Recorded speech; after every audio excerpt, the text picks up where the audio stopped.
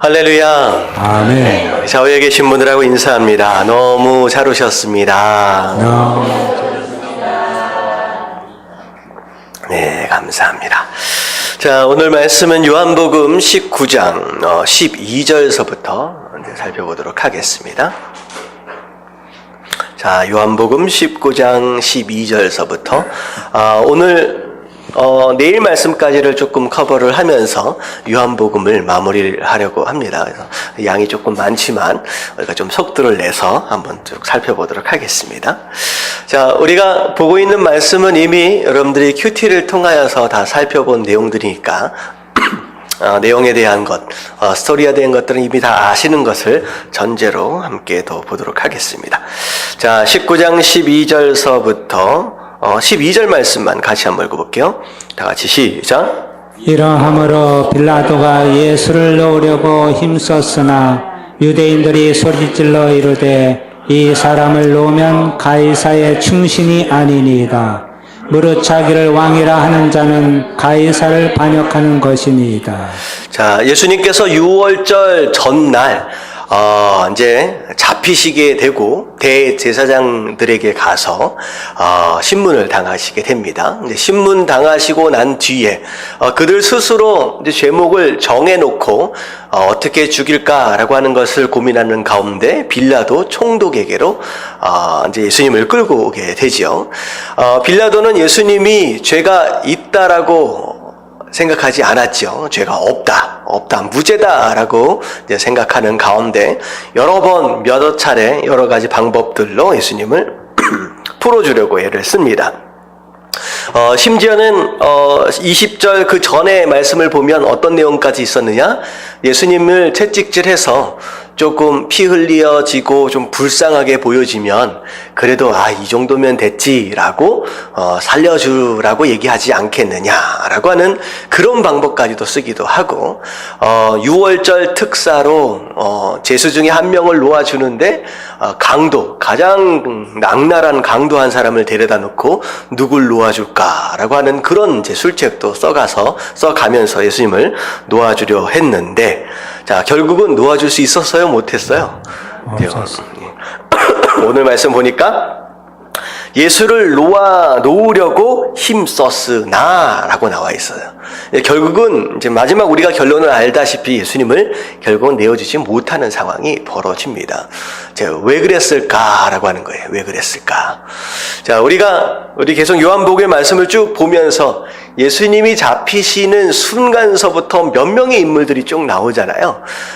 우리가 대표적으로 봤던 인물들이 이제 베드로라고 하는 인물, 그리고 대제사장, 그리고 빌라도, 예수님이 잡히시고 십자가에 못 박히게 되어지는 상황 가운데 등장하는 주요 인물들 이제 3명의 인물들을 우리가 좀 살펴보고 있는데 결국은 신앙인이었음에도 불구하고 예수님의 제자였음에도 불구하고 자기의 목숨의 위협을 받는 순간 예수님을 뭐 했어요? 베드로는 부인하기까지 했죠. 네, 특별히 또 오늘 말씀에서 등장하고 있는 빌라도는 제자도 아니고 성도도 아닙니다. 그냥 세상 사람이에요. 하지만 빌라도는 총독이며 재판장입니다.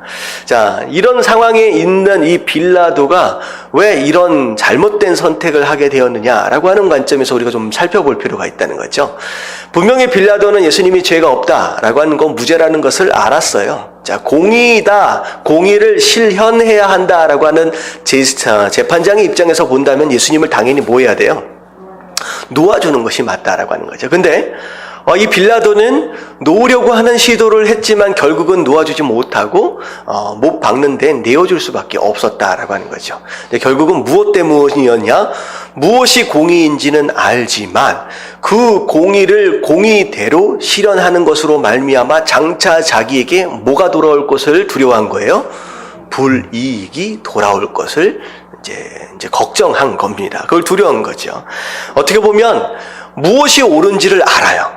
사실은 오늘날 성도뿐만 아니라 세상 사람들마저도 어떻게 사는 것이 바른 삶인지를 압니다. 자, 정직하게 살아야 한다라고 하는 것도 모르는 사람이 어디 있겠습니까? 이제 법을 어기면 안 된다라고 하는 것을 모르는 사람이 어디 있겠습니까? 정직해야 하는 것도 알고 법을 지켜야 하는 것도 알고 여러 가지 어떻게 살아야 하는지에 대한 기준과 방향성에 대해서 모르는 사람은 거의 없어요. 하지만 알고 있음에도 불구하고 법을 어기고 거짓말하고 사기를 치고 잘못된 길로 가는 이유가 무엇이냐? 무엇을 두려워하는 거예요?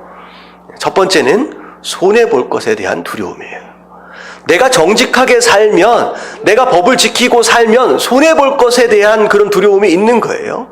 그리고 심지어는 손해보는 것과 더불어 내가 잠깐 한번 눈을 감으면, 이때에 잠깐 한번 거짓말하고 잠깐 한번 법을 어기면 어떻게 될 것 같은 거예요? 좀 더 유익을 얻을 수 있을 것이다 라고 하는 그런 유혹에 넘어가게 된다라고 하는 거죠.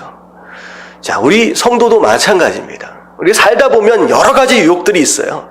자, 이번 한 번만 내가 눈을 감고 세상 사람들 다 그렇게 한다 그러니까 그렇게 한번 살면 좀 더 유익이 있을 것 같고, 좀 더 괜찮을 수 있다라고 생각되어질 수 있는 이런 상황 가운데서 과연 성도는 어떻게 살아야 하느냐 하는 거예요. 결국은 빌라도 나중에 어떻게 됐다고 말씀을 드렸습니까? 역사서에 보면 빌라도는 그 유대 총족의 자리를 몇 년 안에 그만두게 됩니다. 다른 곳으로 쫓겨나게 돼요. 그리고 나서 그 쫓겨난 그 자리에서 결국은 자살을 해서 죽게 됩니다. 그러니까 그렇게 자기가 재판장으로서 지켜야 할 그 공의를 버려서까지 지키려고 했던 그 자리, 과연 얼마만큼 지켰느냐? 얼마 지키지 못하고 다 잃어버렸다는 거죠. 정말로 어떻게 보면 그 자리를 잃어버린 것도 안타깝지만 목숨을 잃어버린 것도 너무나도 안타깝고, 더 안타까운 건 뭐예요? 그 재판의 과정 가운데 사실 누가 앞에 있었어요? 예수님이 누구이십니까? 창조주 하나님이심과 동시에 구원자세요. 메시아예요. 그리스도예요. 그분을 독대하는 그런 엄청난 기회를 얻었음에도 불구하고 자기의 영혼을 구원했습니까? 못 구원했습니까? 못 구원했다라고 하는 거죠. 여기 마찬가지입니다. 우리가 신앙생활을 하고 일반적으로 생활하는 가운데 과연 내가 무엇을 지키기 위해서 바둥바둥거리고 있느냐, 정말로 하나님의 뜻이고 공의고 정의를 지키기 위해서 바둥거리고 있느냐, 아니면 그것이 아닌 다른 것들을 붙드는 것으로 말미암아 오히려 하나님의 뜻과 정의와 공의를 포기하고 있는 것은 아니냐라고 하는 거. 여러분, 정말로 지켜야 할 그것을 붙잡는 것이 진짜 지혜고 성도의 삶이다라고 하는 거, 여러분 깨달아지시길 주님의 이름으로 축원합니다. 아멘. 네, 빌라도 다 잃어버렸어요. 다 잃어버렸어요. 자, 이게 이제 결론적인 내용이고, 자, 볼게요. 자, 왜 놓으려고 했느냐? 또 이유가 또 있었어요. 이제 제사장이 붙들고 나온 게 뭐냐면, 예수라고 하는 이 사람이 스스로 뭐라고 얘기한다는 거예요? 스스로 왕이다라고 얘기를 한다는 거예요. 자기 스스로 유대인의 왕이다. 근데 유대인의 왕이다라고 스스로 말하는 자를 놓아주는 것은 가이사 시저의 충신이 아니다. 반역하는 자잖아요. 내가 왕이다라고 하는 것을 놓아주는 그 재판장은 어떻게 보면 그와 동조하는 거예요. 반역과 동조하는 것이다. 그러니까 이제 어떻게 되냐면 예수님을 놓아주는 순간 자기가 뭘로 몰리게 생기는 거예요, 이제. 이 반역죄로 몰리게 됩니다. 여러분들, 반역죄는요 굉장히 무서운 죄예요. 이거는요 재판의 과정이 거의 필요가 없는 죽음의 길입니다. 오늘날에는 그래도 재판의 절차가 좀 있어요. 절차가 있어서 진짜 반역을 했느냐 안 했느냐라고 하는 것들을 변호사를 통하여서 점검할 수 있는, 검증할 수 있는 기회들이 있는데, 옛날에는 그렇지 않았어요. 그냥 일단은 어떤 죄든 이제 재판 제도가 있었는데 반역의 죄만큼은 재판 제도가 없어요. 그냥 반역했다라고 한다면 그냥 몰아갑니다. 그리고 그 반역의 죄를 저질렀다라고 하는 용의자가 생기면요, 그 용의자를 도우려고 하는 그 누구든 함께 뭐가 되는 거예요? 반역자가 됩니다. 그래서 반역자로 딱 한번 세워지게 되면 누구도 돕지 않아요. 왜냐? 함께 동참한 것으로 돼서 같이 죽기 때문에. 그래서 빌라도가 그게 또 두려운 거예요. 이게 잘못하면 내가 반역죄로 몰려서 나도 죽겠구나 라고 하는 그런 마음 가운데 결국은 어떻게 되느냐? 13절에 보니까 재판석에 서게 됩니다. 자, 뭐예요? 마음의 결단을 내린 거예요. 내가 도저히 놓아줄 수가 없구나. 자, 그래서, 자, 14절에 보니까 이날은 6월절의 준비일이다. 자, 금요일 낮입니다. 금요일 낮. 제 6시다 라고 하는 것은 오늘날의 시간으로 정오를 의미합니다. 자, 12시죠.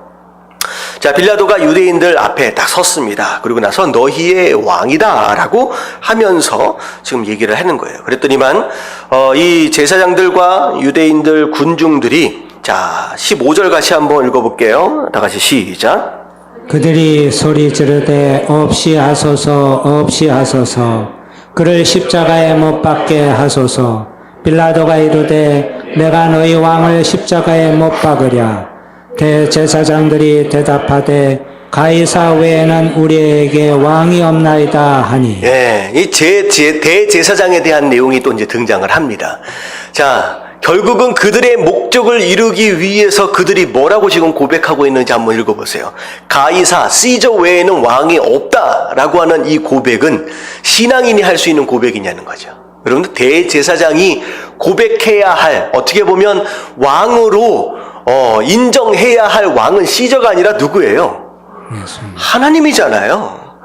정말 대제사장은 하나님을 왕으로 섬기는 대표적인 사람이에요. 근데 그들이 입술에서 나오는 얘기가 뭐냐면 시저가 정말 우리의 왕입니다. 그 고백을 하는 거예요. 정말 그들이 원하는, 그들의 욕심, 그들이 원하는 그 무엇인가의 목적을 이루기 위해서 과감하게 무엇도 포기하느냐? 신앙도 포기하는 그런 상황이 되어버렸다는 거죠. 어떻게 보면 이 모습도 우리 가운데 있을 수 있는 충분한 모습입니다. 내가 원하는 그 무엇인가를 이루기 위해서 무엇도 포기할 수 있다? 신앙도 포기할 수 있다. 마치 다른 사람들 앞에서 마치 내가 그리스도인이 아닌 것처럼 살아갈 수 있다라고 하는 것이죠. 그러니 이런 모습도 우리가 좀 돌아볼 필요가 있습니다. 자, 그래서 결국은 빌라도가 예수님을 못 박는데 내어줍니다. 자, 그들이 예수를 맡음에, 자, 이제 병사들이죠. 예수께서 자기의 십자가를 지시고 해골이라 하는 곳에 나가시니, 예수님께서 십자가를 지시고 올라가십니다. 자, 18절에 보니까 두 강도가 좌우에 이제 서게 되지요. 원래는 가운데 예수님이 못 박혀 돌아가시게 되는데, 원래 가운데는 누가 박혀 달려야 될 자리예요? 원래는 노임을 받은 바나바가 이제 노임을 받게 된 그 사람이 원래 달릴 장소지요.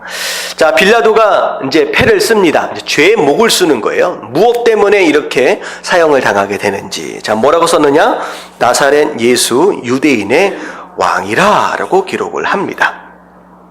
비록 빌라도가 자기 나름대로 자기 생각대로 쓴 것이긴 하지만 뭘 쓴 것이냐? 진실을 쓴 거예요. 예수님이 실제로 누구의 왕이세요?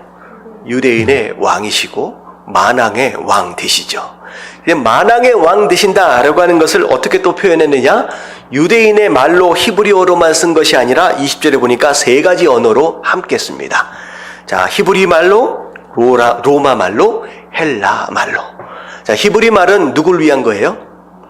유대인들을 위한 것이고, 로마 말은 누굴 위한 것이냐? 당시 로마 식민지로 있었던 그 모든 나라를 의미하고요. 헬라 말은 누구를 위한 거예요?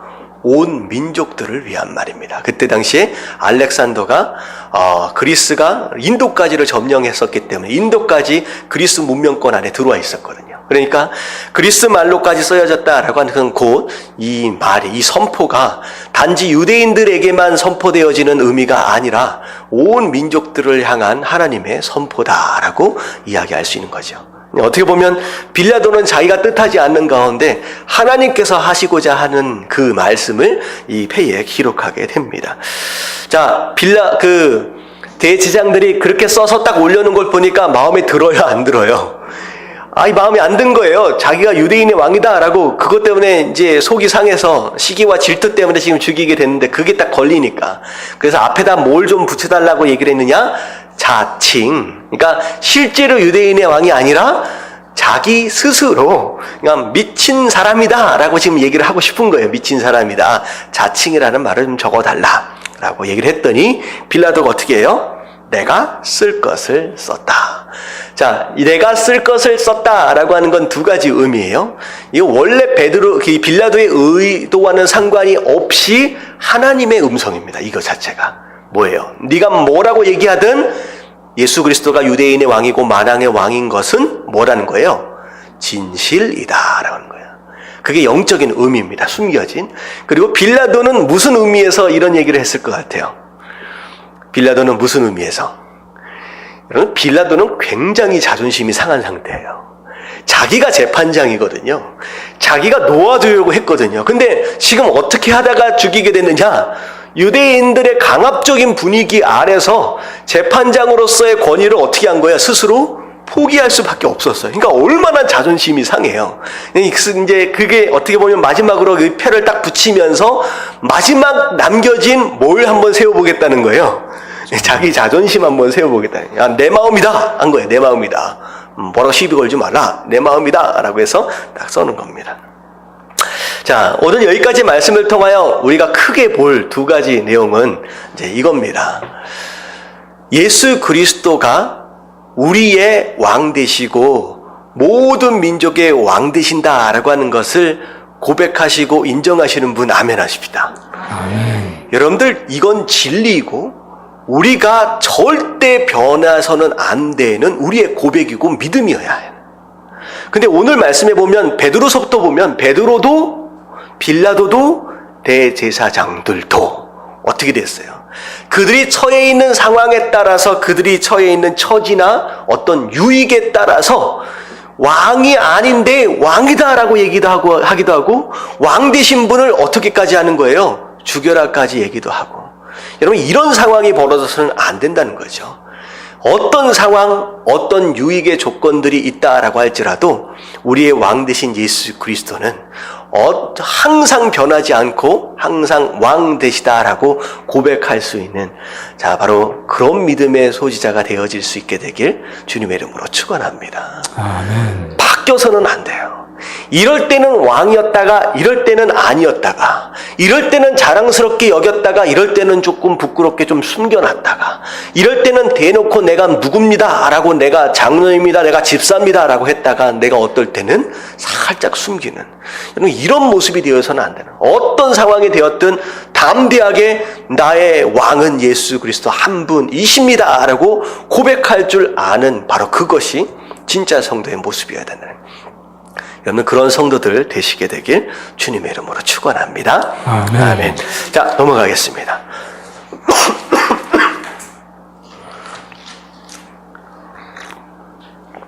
자, 요한복음 19장 23절과 24절 같이 한번 읽어볼게요. 다 같이 시작. 군인들이 예수를 십자가에 못 박고 그의 옷을 취하여 네 깃에 나눠 각각 한 깃씩 얻고 속옷도 취하니 이 속옷은 호지 아니하고 위에서부터 통으로 짠 것이라.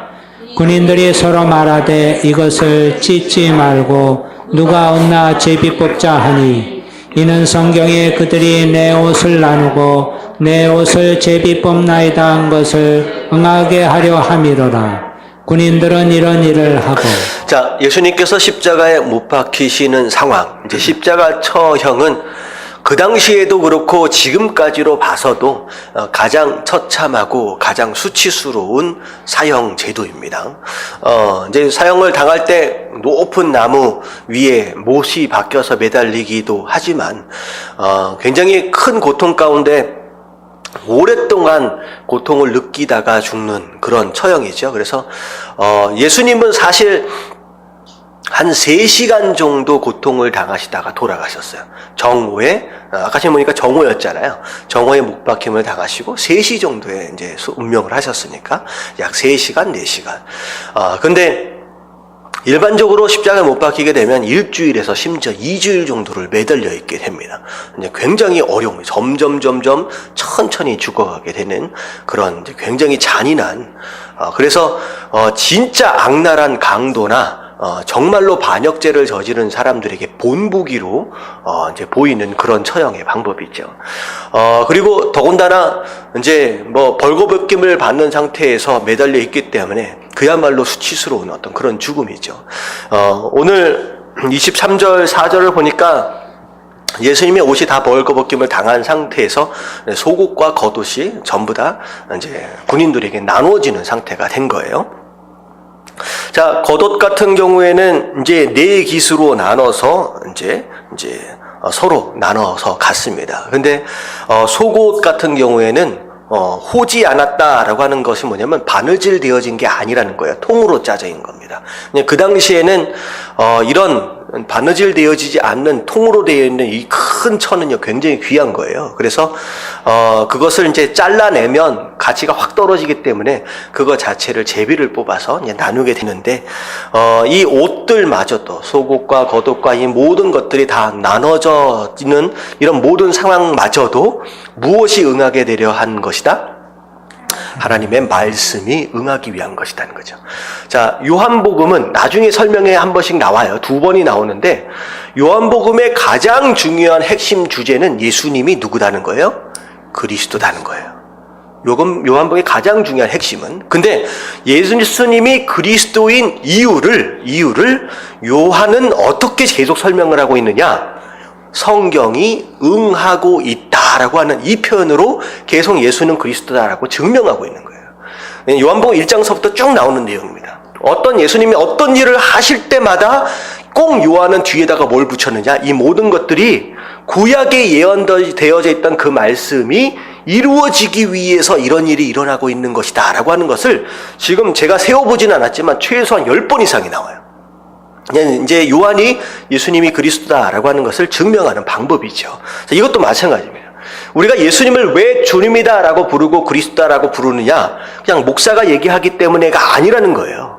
분명히 말씀을 통하여 예수님이 어떻게 오실 것이냐라고 하는 그대로 예수님이 오신 것이고, 예수님이 이 땅을 어떻게 사실 것이냐라고 하는 그 말씀대로 예수님이 그렇게 사셨고, 예수님이 어떻게 죽으실 것이냐라고 하는 그 말씀을 따라 그대로 죽으셨고, 심지어 어떻게까지 하셨어요? 죽으신 다음에 3일 후에 말씀대로 부활하셨다라고 하는 그것을 근거로 우리가 예수님을 그리스도라고 고백한다라고 하는 것이죠. 지금 이게 거기에 대한 내용이에요. 가장 중요한 내용이죠. 자, 예수님께서 십자가에 못 박혀 달려 계십니다. 자, 그럴 때에 자, 밑에 누가 있어요? 자, 25절에 보니까 예수님의 어머니가 있고 이모가 있습니다. 그리고 마리아라고 불려지는 이제 두 사람의 이제 여인이 있습니다. 그래서 네 명의 여인이 지금 밑에 십자가 밑에 있는 거예요. 자, 근데 26절 같이 한번 읽어봅니다. 시작.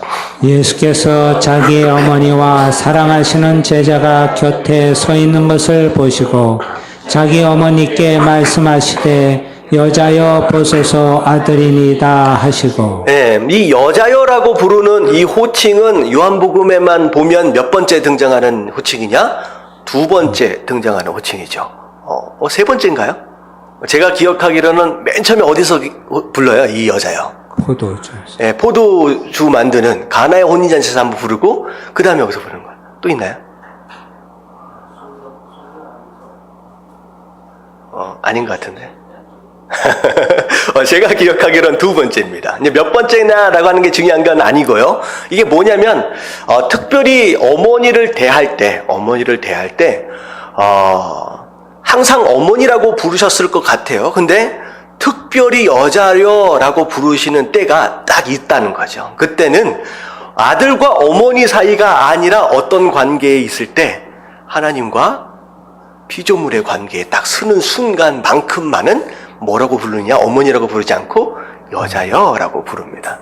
왜냐하면 어떻게 보면 예수님께서 지금 죽음을 맞이하고 계시는 상황 가운데 이젠 떠나시게 돼요. 근데 결국은 누구를 남겨놓고 떠나실 수밖에 없느냐? 어머니를 남겨놓고 떠나실 수밖에 없는 거죠. 근데 중요한 건 뭐냐면, 자, 예수님이 맏아들로서 떠난다라고 할지라도 예수님의 동생들이 있었습니다. 결국은 어머니를 누가 돌봐주면 되는 거예요? 동생들이 돌봐주면 되는 거예요. 정말로 아들로서 그냥 아들로서 효도한다라는 생각에 만약에 어머니를 맡긴다라고 한다면 누구에게 맡기는 게 당연한 것이냐? 동생들에게 맡기고 동생들아 내가 먼저 떠나니 너희들이 잘 돌봐줘라 라고 하는 것으로 정의가 되어질 수 있지만 지금 예수님은 오늘 말씀을 보니까 이제 사랑하는 제자 누구냐면 요한입니다. 요한에게 어머니를 맡기시는 장면이 나옵니다. 자, 만약에 상식적으로 한번 생각해 보세요. 동생들 입장에서 이미 아버지 요셉은 이미 먼저 돌아가셨습니다. 아버지가 없어요. 그 가운데 30살까지 그래도 큰 형 되어졌던 이 예수님이 이 가정을 잘 꾸려가셨어요. 근데 갑자기 30살 될 때부터 갑자기 제자들과 더불어 밖으로 다니시기 시작하는 거예요. 그러니까 동생들은 굉장히 당황스럽고 홀 어머니를 모셔야 되는 상황 가운데서 장남이 왜 자꾸 바깥으로 돌아다니냐. 그래서 마음속에 불만이 좀 많았을 거예요. 그래서 실제로 예수님께서 사역하시는 장소 가운데서도 이 어머니와 이 동생들이 함께 와서 또 이제 만나려고 하는 장면들이 좀 있었잖아요. 근데 마지막 예수님께서 운명하시는 순간에 동생들이 있음에도 불구하고 이걸 전혀 다른 제자의 한 사람에게 맡겨버렸다라고 한다면 동생들 입장이 어떻게 되겠느냐. 동생들 마음이 기쁠까요? 굉장히 서운하죠. 아니, 형이 왜 저래? 그래서 중요한 건 이런 거예요. 여러분, 과연 이 세상의 어떤 관계, 어떤 정, 가족, 그것들보다 더 중요한 것이 있을 수 있겠느냐라고 하는 것이죠. 자, 오늘 말씀을 보면 만약에 예수님이 이 예수님의 이제 형제들한테 동생들에게 맡겨버렸다라고 한다면 동생들은 지금 신앙이 없는 상태입니다. 그러면 어머니는 어떤 상태로 그냥 살아가시는 거예요? 신앙이 없는 동생들과 더불어서 그냥 그 모양 그 꼴로 그냥 살아가다가 그냥 끝나는 겁니다. 근데 예수님께서는 이 어머니를 제자에게 맡기시면서 뭘 기대하시는 것이냐면 어머니가 어찌되었든 정말로 신실하신 분이잖아요. 이제 예수님 어머니로서 그 마리아를 신앙 안에서 바로 세우기 위해서 누구에게 맡기는 것이 맞느냐라고 하는 것을 결정할 때에 누가 더 낫겠다라고 결정을 하신 것이냐? 제자였다는 거죠. 비록 인간적으로 볼 때는 서운할 수도 있고 어떻게 그럴 수 있느냐라고 생각할 수 있지만 오히려 그 가운데서 믿음이 세워진다라고 하는 것이 훨씬 더 중요하다라고 한다면 오히려 그 정 때문에 그 과정의 어떤 관계 때문에 그렇게 되어지는 것보다 훨씬 나은 선택일 수 있다라고 하는 거예요. 이게 굉장히 중요합니다. 결국은 예수님이 어머니를 제자의 한 사람에게 맡기는 것으로 말미암아 나중에 어떤 일이 벌어지느냐, 이 동생들까지도 예수님을 만나게 됩니다. 결국은 정이 있어서 우리 가족이니까 그래도 동생이니까 라고 하는 마음 가운데 인간적인 선택을 해버렸다라고 한다면 어머니도 잃어버리고 동생도 잃어버리는 거예요. 하지만 정말로 중요한 가치인 이 신앙의 기준을 선택을 하는 것으로 말미암아 어떻게 되는가요? 어머니도 살리고 동생들도 살린다라고 하는 거죠. 그래서 예수님 뭐라고 말씀하시냐? 나를 어떻게 보면 예수님을 사랑한다라고 할 때 너희 부모나 너희 아들, 딸이나 그 누구보다도 나를 더 사랑하지 않으면 어떻게 된다는 거예요? 그건 잘못된 것이라는 거예요. 오히려 그들보다 나보다 그들을 사랑하면 안 된다라고 예수님이 말씀하시게 한다는 거죠. 그래서 결국은 예수님께서 어머니를 제자의 한 사람에게 맡기는 것으로 말미암아 예수님과 더불어 이 동생들까지도 다 믿음 가운데를 인도해내는 그런 선택을 하셨다라고 하는 것입니다. 자, 그런 가운데 쭉 보면 28절에 보면 그 일 후에 예수께서 모든 일이 이루어진 줄을 아시고, 자, 마지막까지 예수님께서 포기하지 않으셨던 것이 무엇이냐? 성경이 응하는 거예요. 하나님의 뜻이 이루어지는 거예요. 그래서 내가 목마르다. 자, 이것 또한, 이 말 한마디 또한 하나님의 뜻이 이루어지기 위해서 뱉으신 거예요. 그랬더니만 신 포도주를 해면에다가 이제 우슬초에 끼워서 예수님에게 먹입니다. 이건 다윗이 고백했던 내가 정말로 목마를 때에 나에게 신 포도주를 주었다. 식초를 내 입에 대었다라고 하는 그 말씀이 응하게 하려 하신 바로 그 장면이죠. 자, 그리고 나서 30절 같이 한번 읽어봅니다. 시작. 예수께서 신 포도주를 받으신 후에 이르시되 다 이루었다 하시고 머리를 숙이니 영원히 떠나가시니라. 자, 그래서 예수님의 삶을 한마디로 정리한다라고 한다면 바로 이 말씀이 될 것 같아요. 누구의 뜻이 이루어지는 삶? 하나님의 뜻이 이루어지는 삶. 결국은 그 뜻이 완성되어지는 바로 그런 삶을 살았다라고 하는 거예요. 우리의 삶의 목표가 무엇이냐라고 묻는다라고 한다면 이것도 해볼 수 있고 저것도 해볼 수 있다라고 하지만 우리가 예수님의 삶을 본받고 닮아가는 것으로 말미암아 무엇이 이루어지는 삶? 하나님의 뜻이 이루어지는 삶. 지금 내가 무엇인가에 막 전념하고 있다. 내가 무엇인가를 막 계획하고 있다. 내가 사업하고 있다. 내가 돈을 벌고 있다라고 할 때 그것이 하나님의 뜻과 어떤 상관이 있느냐라고 하는 것들을 점검하여 가시면서 결국은 그 모든 것들을 통하여 하나님의 뜻이 이루어지는 삶이야말로 진짜 행복한 삶이고 성공하는 삶이다라고 하는 거. 여러분 이게 진짜 신앙의 가치고 의미다라는 거. 여러분 이게 사실 어떻게 보면 예담교회가 세워진 이유입니다. 한 분만 아멘 하시면 안 돼요. 아멘. 아멘. 요즘 기독교는 어떤 기독교가 되어져 있어요? 하나님의 능력을 통하여 누구의 뜻을 이루어 보겠다? 내 뜻을 이루어 보겠다는 거예요. 내가 가고 싶은 가나안을 누가 정해놨어요? 내가 정해놨어요. 하나님 내가 저기 가고 싶습니다. 내가 원하는 게 이겁니다. 내가 이것이 필요합니다. 그래서 오늘날의 성도들은 하나님의 얼굴은 관심이 없어. 왜? 하나님의 얼굴을 보면 어떻게 돼요? 자기의 삶이 드러나잖아요. 그럼 하나님의 얼굴을 보면 민망해져. 그래서 하나님의 얼굴은 관심이 없고 뭐에만 관심이 있어요? 손에만 관심이 있어요. 하나님 도와주세요. 그래서 이 손과 더불어 내 뜻을 이루고 나면 나는 성공한 것이고 나는 행복하다라고 여기며 사는 것이 오늘날 많은 교회, 어떻게 보면 오늘 많은 성도들의 모습입니다. 저는 그것은 신앙생활이 아니다라고 얘기하고 있어요. 왜냐하면 그들은 하나님을 섬기는 게 아니라 뭘 섬기고 있는 것이다. 그들 안에 있는 금송아지를 섬기고 있는 거예요. 그건 하나님이 아니에요. 내 마음대로 끌고 다니고 내 마음대로 조종하기 편한 그 송아지의 모습으로 하나님을 만들어가고 있는 거예요.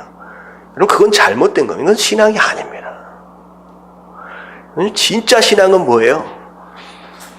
늘 하나님 손은 나중에 따라오는 거예요. 뭘 먼저 만나야 돼요? 하나님의 얼굴을 먼저 만나야 돼요.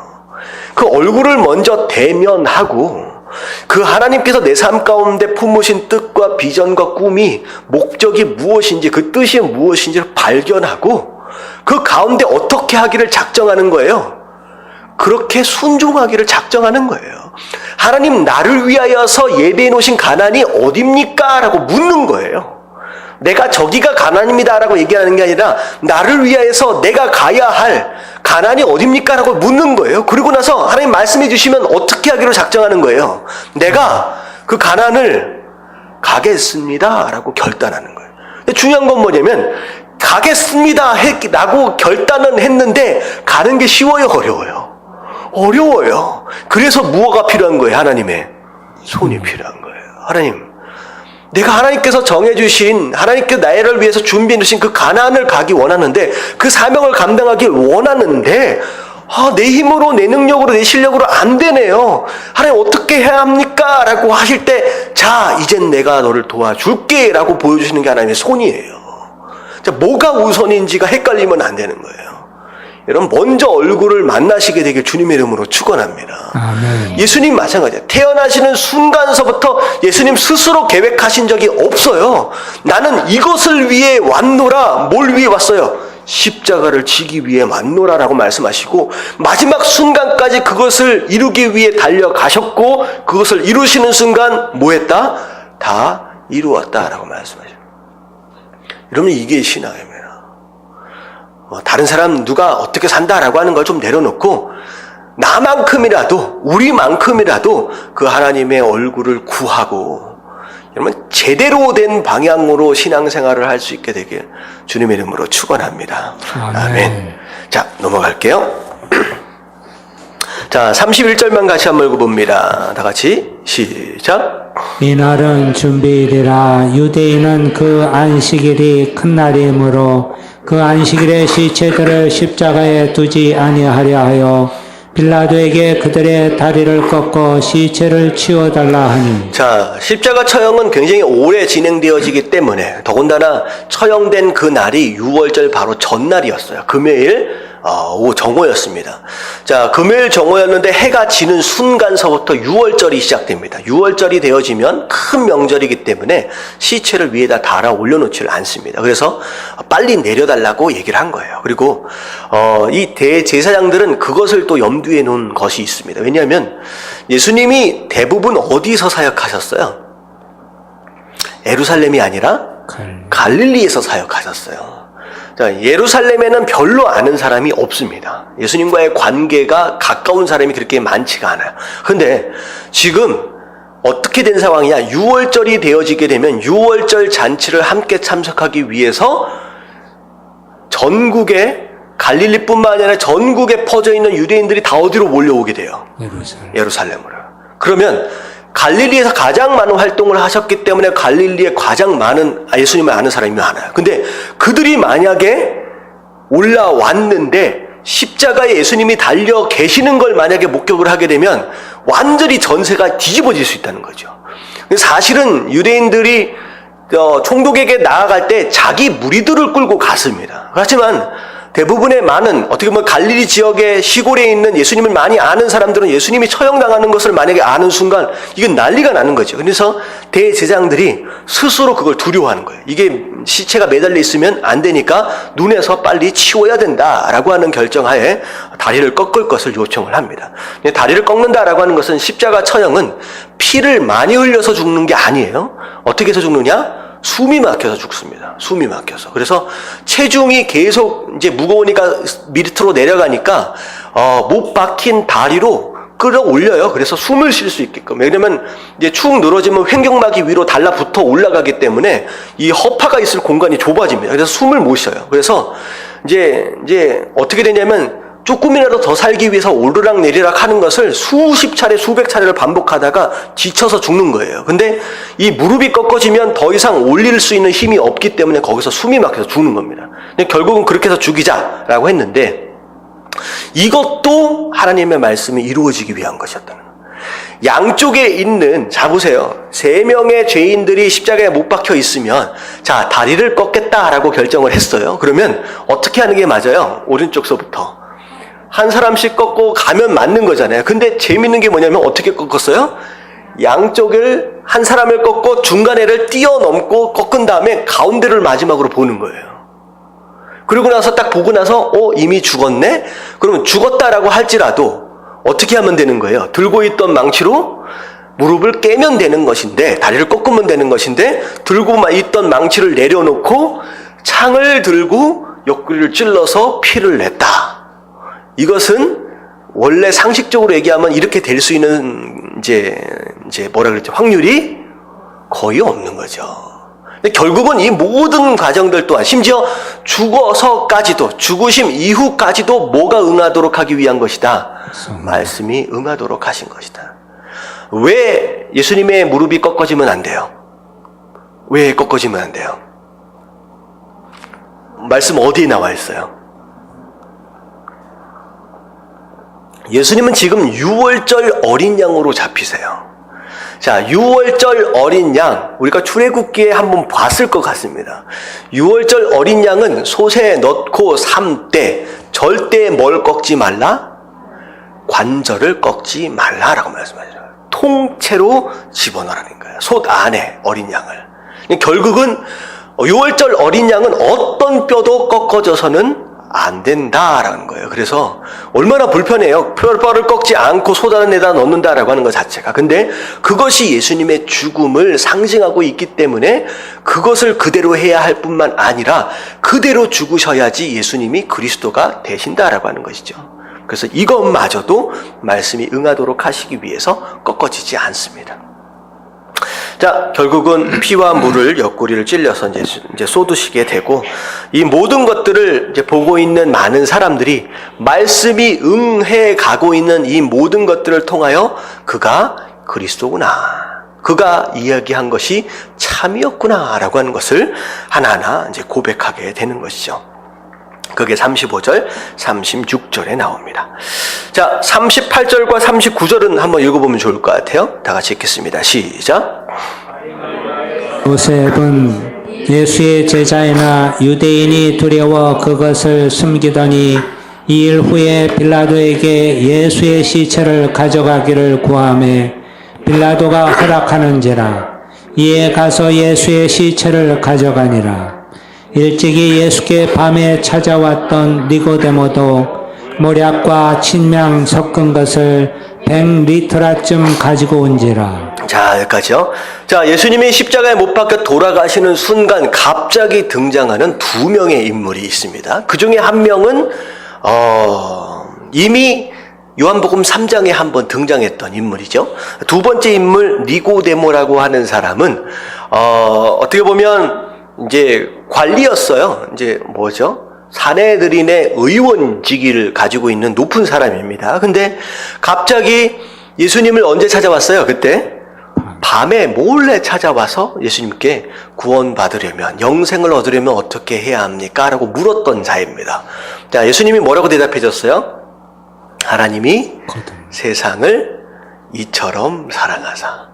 사실 하나님이 세상을 이처럼 사랑하사 요한복음 3장 16절이 많은 사람들 앞에서 하신 그 설교가 아니라 누구에게 하신 개인적인 말씀이었느냐? 니고데모에게 하신 개인적인 말씀이었습니다. 자, 니고데모가 그때 찾아왔어요. 자, 그리고 아리마대 사람 이 요셉도, 자, 설명을 뭐라고 하겠냐? 예수님의 제자였대요. 근데 유대인이 무서워서 두려워서 내가 예수님의 제자이다라고 하는 것을 뭐 하고 있었다? 숨겼던 사람입니다. 이 두 사람의 공통점이 딱 그거예요. 예수님을 믿었어요. 예수님을 알았어요. 심지어 예수님을 따라가려고 했던 사람이었음에도 불구하고 누가 두려웠다? 세상이 두려운 거예요. 유대인들이 두려운 거예요. 그래서 니고데모는 몰래 밤에 찾아와서 말씀을 드리려고 하는 그런 숨어있는 비겁한 성도였어요. 그리고 아리마대 사람 요셉도 마찬가지예요. 제자임에도 불구하고 드러내기를 두려워하는 비겁한 성도들. 그러니까 비겁한 성도의 대표적인 사람들이었습니다. 근데 이 사람 두 사람이 갑자기 세상에 나는 예수님의 제자입니다 라고 드러내는 상황이 벌어졌다는 거예요. 소위 말하는 커밍아웃을 한 거죠. 자, 근데 되게 재밌는 게 뭐냐면 예수님께서 오히려 기적과 이적들을 일으키시며 다니며 죽은 자를 살리시는 그 상황 가운데, 소위 말하면 점점점 더 슈퍼스타가 되어지는 상황 가운데서는 오히려 더 숨어 있다가 예수님이 이젠 죽으셨어요. 이제는 끝이 난 거예요. 어떻게 보면 이들은 예수님이 부활하실 것이다 라고 하는 것에 대한 소망을 사실 갖고 있는 상태가 아닙니다. 이미 죽어버리셨음에도 불구하고 이제서야 커밍아웃하고 하는 이런 모습을 보면 되게 신기한 거죠. 이게 어떻게 보면 우리 신앙의 뿌리가 어디에 있느냐에 따라서 우리가 담대해지기도 하고 비겁해질 수도 있다는 거예요. 담대해질 수도 있고 비겁해질 수도 있잖아요. 이게 뭐냐면 기적과 이적들을 바라보고 있었을 때는 비겁해지기 쉽습니다. 왜냐하면 기적과 이적은 그 생각의 뿌리, 그것을 붙잡는 생각의 뿌리는 뭐 하겠다라는 것이냐? 잘 살겠다라는 뜻이에요. 잘 생각해 보세요. 기적과 이적을 뭘 기적과 이적이라고 생각해요? 죽은 자가 살아나는 거예요. 오병이어가 몇 명을 먹여요? 남자만 5,000명. 자, 그러면 기적과 이적들을 쭉 널어놓고선 한마디로 정리해보자라고 한다면 뭐 하겠다는 거야? 다 잘 살겠다는 거예요. 다 잘 살겠다라고 하는 것에 대한 뿌리를 두고 있는 그 기적과 이적들을 붙잡는 신앙은요, 어렵고 힘든 일이 벌어지면요, 비겁해질 수 있습니다. 그럴 수밖에 없어요. 왜? 신앙의 뿌리는 뭐에 있기 때문에? 잘 사는 것에 있기 때문에. 근데 이들이 그것에서 벗어나서 뭘 붙잡기 시작했느냐? 십자가를 붙잡기 시작했어요. 여러분, 십자가는 잘 살겠다는 겁니까? 어떻게 하겠다는 겁니까? 잘 죽겠다는 거예요. 여러분, 신앙은 잘 살겠다의 뿌리를 두고 있는 순간 비겁해지고요, 잘 죽겠다의 뿌리를 두고 있는 순간 담대해집니다. 제가 앞에 그때 한번 말씀을 안 드렸던 것 같아요. 베드로의 비겁한 모습, 예수님의 담대한 모습, 베드로는 아직까지 뭐 하겠다는 거예요? 잘 살겠다는 거예요. 예수님은 뭐 하겠다는 거예요? 잘 죽겠다. 이러면 잘 죽겠다라고 결단한 사람 앞에 두려울 게 있을까요? 없을까요? 없지요. 여러분들 신앙의 뿌리는 거기에 있어야 돼요. 이 아리마대 사람 요셉과 니고데모의 이 신앙의 뿌리가 지금 바뀐 겁니다. 기적과 이적이 아니라 십자가, 정말로 그 죽음으로 인하여서 인류를 구원하시는 그거에 지금 이제 그것이 붙들어지는 것으로 말미암아 이 사람들이 더 이상 두려워할 게 없어지는 거예요. 비록 내가 이 유대교회에서 박탈되어지고 쫓겨난다라고 할지라도 그것도 두렵지 않다는 거예요. 이미 모하기로 작정했기 때문에, 잘 죽기로 작정했기 때문에. 여러분들 잘 생각하셔야 돼요. 내가 잘 살아보겠다라고 하는 뿌리를 가지고 신앙생활을 시작하면요, 그 성도는 어찌되었든 어떤 순간에서든 배반하기도 하고 비겁해지기도 합니다. 여러분들 잘 죽겠다라고 결단을 하셔야 돼요. 이런 얘기를 하니까 점점 이제 분위기가 어두워지는 것 같은데. 여러분들 부활은 어떤 사람이 부활을 경험해요? 죽은 사람이 경험을 하는 거예요. 영광은 그런 겁니다. 성도가 하나님의 영광을 경험하기 원합니다. 최고의 영광은 부활의 영광이에요. 근데 그 영광을 구하면서 죽기를 싫어해요. 그러면 예수님도 방법이 없어요. 부활은 어떻게 해야지만 경험되어지느냐? 죽어야 경험이 되죠. 여러분, 이것이 진리입니다. 요즘 가정 안에서도, 여러분 일터 안에서도 잘 살기를 애쓰기 시작하면요, 여러분 비겁해져요.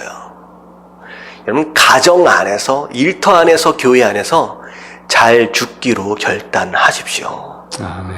그러면 여러분들이 화평이 되는 거예요. 여러분들의 존재 자체가. 여러분 그렇게 쓰임받을 수 있는 저와 여러분들 되시길 주님의 이름으로 축원합니다. 아멘. 자, 그러고 나서, 자, 니고데모와 요셉이 그렇게 이제 예수님의 십자가를 붙들고 이제 커밍아웃을 합니다. 자, 그리고 예수님은 새 무덤에 이제 묻히시게 되지요. 자, 그게 거기까지 말씀입니다. 자, 넘어갈게요. 자, 20장으로 넘어옵니다. 자, 20장 1절과 2절 말씀 같이 한번 읽어봅니다. 다 같이 시작.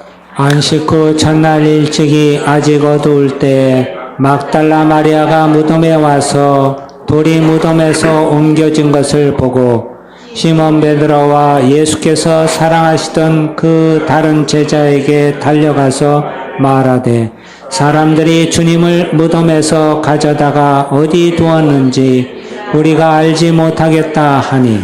자, 예수님이 장사되어지셨어요. 이게 이제 해지기 전에 장사되어지셔야 되기 때문에 금요일 날 약 6시에서 7시 사이에 무덤에 들어가십니다. 비록 이 니고데모가 굉장히 많은 양의 향유를 가지고 와서 장사를 거하게 치르긴 했지만 굉장히 급하게 치러지는 가운데 지켜보고 있는 많은 사람들이 섭섭했겠죠, 마음이. 자, 그래서 6월절이 지나갈 때까지 기다려야 돼요. 자, 6월절은 언제 끝나느냐? 토요일 날 해가 지면 끝납니다. 근데 해가 딱 지면 무덤에 가기가 어때요? 무섭잖아요. 그러니까 여자인 이 마리아가 해가 지고 나서 가지를 못하니까 해가 뜰 때까지 기다립니다. 그게 주일날 새벽이 된 거예요. 그게 부활 주일이 된 거고, 그때부터 그것을 기념하기 위해서 우리가 안식일을 기념하는 게 아니라 무엇을 기념해요? 주님의 부활하심을 기념하기 위해서 주일날 예배를 드리는 이유가 되는 것 중에 하나입니다. 자, 아침에 갔더니 돌이 옮겨져 있어요. 자, 무덤은 한국 무덤이 아니잖아요. 이제 돌방 안에 돌 덩이, 이제 바위가 문을 이루고 있는데 그게 이제 걷어진 거예요. 자, 안에 들어가다 보니까 없어요, 시체가. 그러니까 마리아가 깜짝 놀라서, 그래도 누구에게 갈 수밖에 없느냐? 제자들에게 갔죠. 자, 베드로와 요한이 함께 있었습니다. 베드로한테 가니까 깜짝 놀라요. 이 두 사람도 영문을 모르니까. 그래서 뜀박질을 해가지고 막 가는데, 자, 누가 달리기가 더 빨라요? 요한이 좀 더 젊은 것 같습니다. 달리기가 더 빨라요. 그래서 무덤 앞에까지 딱 가서 딱 숙여서 보니까 없어요, 시체가. 자, 뒤늦게 하면서 이제 베드로가 속도가 좀 나이가 먹어서 이제 좀 느리게 따라왔어요. 근데 베드로는 참 용감합니다. 자, 고개를 숙여서 들여다본 게 아니라 어떻게 무덤 안으로 쑥 들어가 버립니다.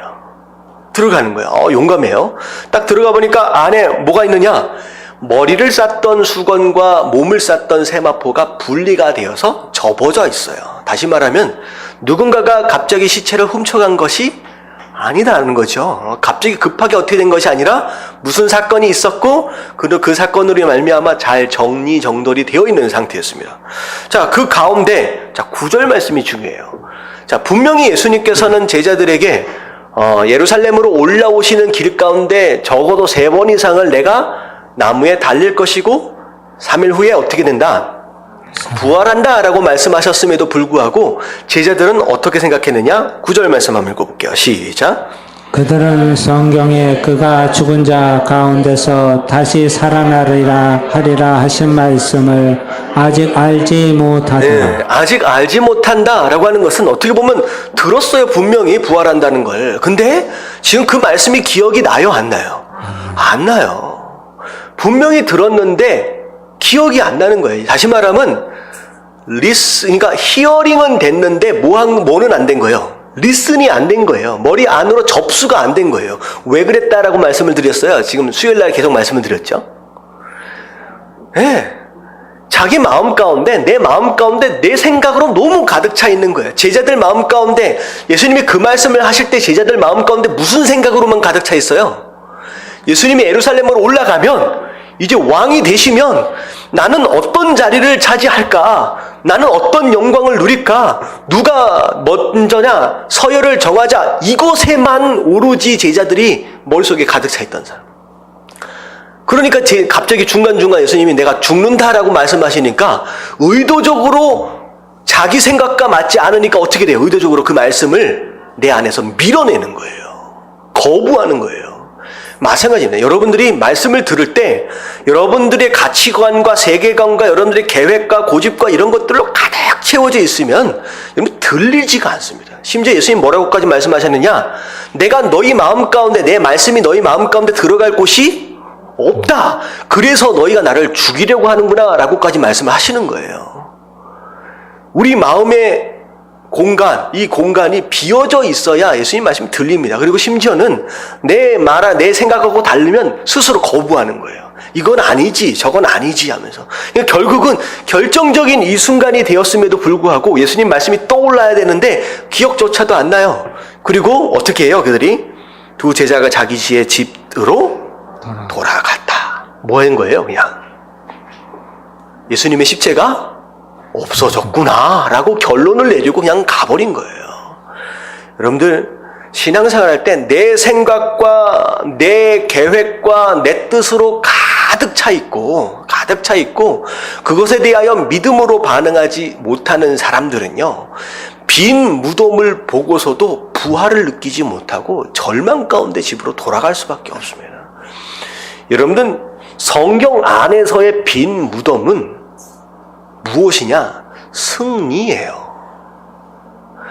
여러분들 빈 무덤은 절망이 아니에요. 이 요한복음 안에서 그 무덤이 비어 있더라라고 하는 그 순간 그 선포는 예수님이 뭐 하셨다는 거예요? 모든 죽음의 권세를 이기시고 승리하셨다, 부활하셨다, 승리에 대한 선포예요. 빈 무덤은 절망이 아니에요. 승리예요. 기쁨이에요. 근데 말씀을 듣지 않고 믿지 않는 사람들에게 있어서는 빈 무덤조차도 뭐가 된다? 절망이 돼버리는 거예요. 그게 절망이 되는 거예요. 똑같은 모습인데. 아니요, 빈 무덤은 절망이 아니에요. 여러분 마찬가지입니다.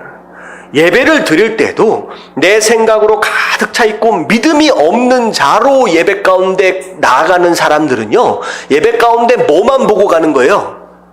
절망적인 빈 무덤만 보고 가는 거예요. 나는 어떻게 하라고. 그냥 문제를 그냥 안고 가는 거예요.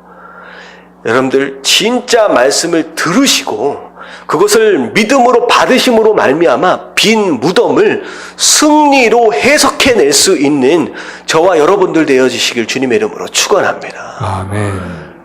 얼마나 안타까워요. 없어졌다. 돌아가는 거예요. 자, 그랬는데 누구는 끝까지 남아있어요? 11절. 마리아. 11절만 읽어볼게요. 시작. 마리아는 무덤 밖에 서서 울고 있더니 울면서 구부려 무덤 안을 들여다보니. 자, 제자들은 뚫레뚫레 없어졌네 라고 돌아가지만 마리아는 끝까지 그 자리를 지킵니다. 마지막까지. 결국은 부활하신 예수님을 누가 먼저 만나요? 이 마리아가 만난 거예요. 누가 부활하신 예수님을 먼저 만날까? 어떻게 보면 무덤에 가장 먼저 온 자도 누구냐? 마리아였고, 무덤에서 가장 마지막까지 머물러 있었던 사람도 마리아였습니다. 마리아가 왜 그렇게 했겠느냐? 여러분, 예수님을 사랑했기 때문에, 예수님을 사모했기 때문이에요. 성도는 예수님을 사랑하는 자고 사모하는 자입니다. 정말로 예수님을 사랑하고 사모한다라고 한다면 내가 있어야 할 자리를 어떻게 한다? 지키는 자입니다. 가장 먼저 와서 그 자리를 지키고 가장 마지막까지 머물러서 그 자리를 지키는 자, 그런 사람에게 하나님께서 찾아가 주신다라고 하는 거죠. 할렐루야. 아멘. 네, 그랬더니 흰옷 입은 두 천사가 아까 처음에는 안 보였는데 무덤의 양쪽에 앉아있는 게 이제야 보이기 시작하는 거예요. 누굴 찾느냐? 예수님을 찾는데 누가 가져갔습니다 라고 얘기를 하니까 이 천사가 뭐라 그래요? 여기 없다, 부활하셨다 라고 얘기를 합니다. 자, 그때 뒤에서 인기척이 있었어요. 자, 누굽니까? 15절에 보니까 예수님. 네, 예수님이 부활하신 모습으로 처음 이 마리아에게 나타나십니다. 자, 뭐라고 이제 어찌하여 우느냐라고 물으니까 동산직이다. 이제 그 주변을 이제 지키는 사람인지 아는 거죠. 예수님의 시체를 누가 가져갔습니다. 혹시 당신이 가져갔으면 좀 주십시오. 내가 가져가겠습니다. 라고 얘기했더니 이 예수님이 마리아를 향하여 뭐라고 부르시냐? 마리아야 라고 이름을 부르세요. 이건 굉장히 감동적인 순간입니다. 동산지기는 마리아의 이름을 알아요? 몰라요? 몰라요. 누구는 아세요? 예수님은 아세요. 여러분, 이름으로 여러분들을 아신다라고 하는 것은 굉장히 친밀한 관계를 의미합니다. 예수님을 그렇게 이제 부르는 거예요. 혹시 부부끼리 여보, 당신 이렇게 부르는지는 잘 모르겠습니다. 어떻게 집에서 호칭을 하시는지. 이름을 한번 불러보시면 되게 어색할 것 같아요. 근데 뭐 계속 부르라는 얘기가 아니라 한번 이름을 한번 집에서 하는 오늘 저녁에 한번 불러보십시오. 그 느낌이 어떤 느낌인지 여러분들이 이 말씀의 느낌을 알 수가 있어요. 여러분들이 어느덧 성장하시고 나이를 먹어감에 따라서 여러분들 이름을 잃어버리고 있어요. 맞죠? 누구도 내 이름을 누구라고 불러주지 못하는, 이제 않는 그런 연령대들이 다 되어져 가고 있어요. 심지어는 성하고 호칭, 집사님, 장로님 이런 식으로밖에 안 불려지고 이름이 안 불려져요. 근데 중요한 건 뭐냐면 성경 안에서의 이름은 굉장히 중요합니다. 그리고 심지어 하나님께서 본인 스스로에 대해서 자기 자신을 소개하실 때도 모세에게 어떻게 소개해요? 나는 누구의 하나님? 아브라함의 하나님, 이삭의 하나님, 야곱의 하나님이에요. 근데 하나님은 이름을 불러가면서 관계를 말씀하고 계시는 거예요. 여러분들 한번 불러보십시오. 누구야? 제가 불러면 되게 어색할 것 같은데 한번 불러보세요. 되게 어색한데 이게 뭐라 그럴까? 소름이 찍 돋치면서 되게 남사스러운 그런 느낌이, 닭살이 돋는 그런 느낌이 있어요. 근데 그 느낌이에요. 지금 예수님이 이름을 딱 불러주시는 순간 누가 내 이름을 부르냐 깜짝 놀라는 거죠. 그때 누군지를 아는 거예요. 예수님이시구나 라고 합니다. 그러니까 이게 라오니 하면서 랍비 비슷한 이제 동일한 단어인데 너무 반가워서 예수님을 딱 붙잡으려고 하니까 예수님이 나는 아직 아버지께로 가지 않았으니까 만지지 못하도록 합니다. 그리고 나서 제자들에게 가라. 제자들에게 가서 이제 내가 부활했다라고 하는 것을 전해줘라 라고 이야기를 합니다. 자, 그리고 나서 19절에 보니까 안식 후 첫날 밤, 그러니까 그날 밤이에요. 그날 밤에 제자들이 이제 함께 모였습니다.